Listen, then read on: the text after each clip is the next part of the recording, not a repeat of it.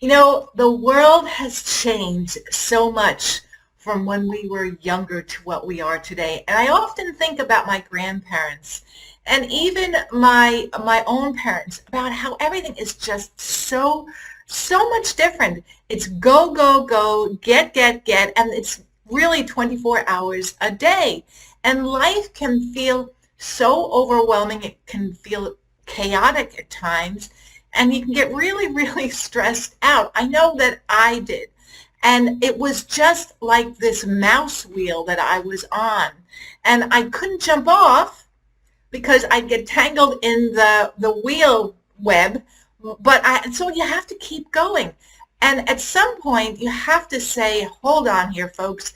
Enough is enough. In this video, I'm going to guide you and show you how and why I created the simple life. It's a process that I've taken over many, many years, and it's something that I have reformed and refined and refinished all along my journey because life changes.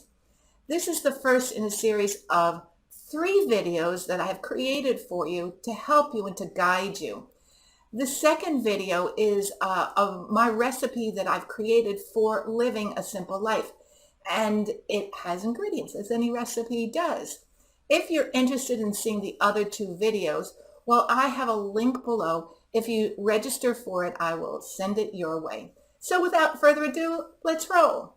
Life seemed so much slower decades ago. There wasn't 24 hours a day television. Yeah, I remember when the television went offline, and I'm sure you do as well. There wasn't social media at us all the time, and all that marketing thrown at us, even though we might not know about it, but it's there constantly. And so your mind can get so confused, and you fall into traps that you normally wouldn't if you weren't being bombarded with all these messages all the time. Do you remember when QVC and HSN started years ago? I remember that. I think it was a long time ago. And I remember thinking to myself, who in the world would buy something on the television, something they couldn't see? And lo and behold, that has expanded and grown and grown and grown. So there's still, from what I understand, there is still late night, adverts at 2 o'clock in the morning selling you mattresses so that you can sleep, because you wouldn't be up at 2 o'clock in the morning if you were sleeping.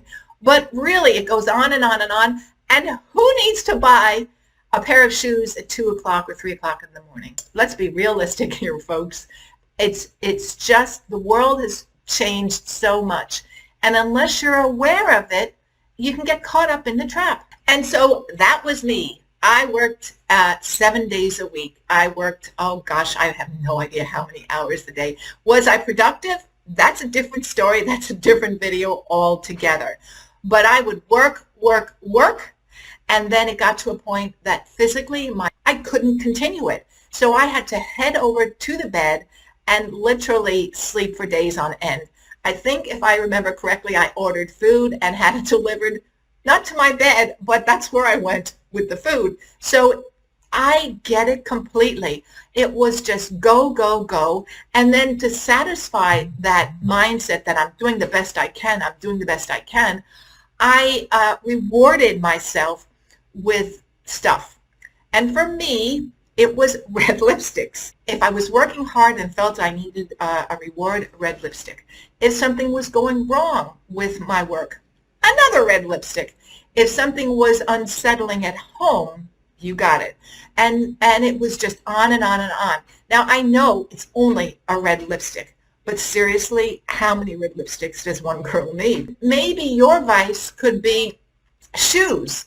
Maybe your vice could be cookbooks, or maybe your vice could be watching endless television just mindlessly, it just goes on and on and on, and we all have this that we have to be aware of. I realized that every time I invested in a lipstick, there were 2 things happening. Every time I used that lipstick, it reminded me the reason why I bought the lipstick, and I also realized that was very, very temporary, that high, that feeling of, oh, good, I've got this. I can work another 7 days a week.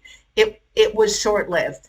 And I knew that I had to change this for my mental state, but also for my physical well-being. And if I wanted to carry on and lead a life that I would really, really enjoy and a life that I was proud of, well, something had to change.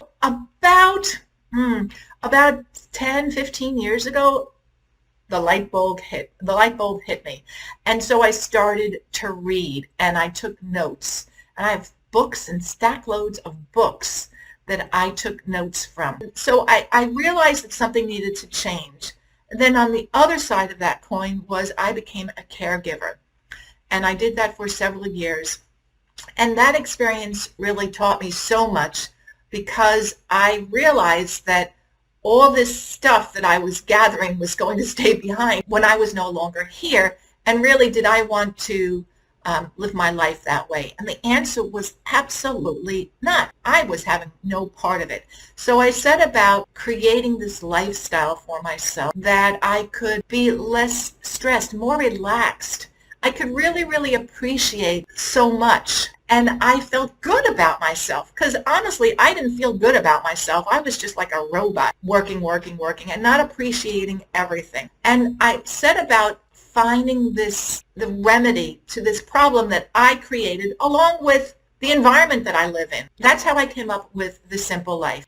It's something that's tried and tested, and that's really what I want to talk about over the next couple of days. And I'll see you very soon. Toodles.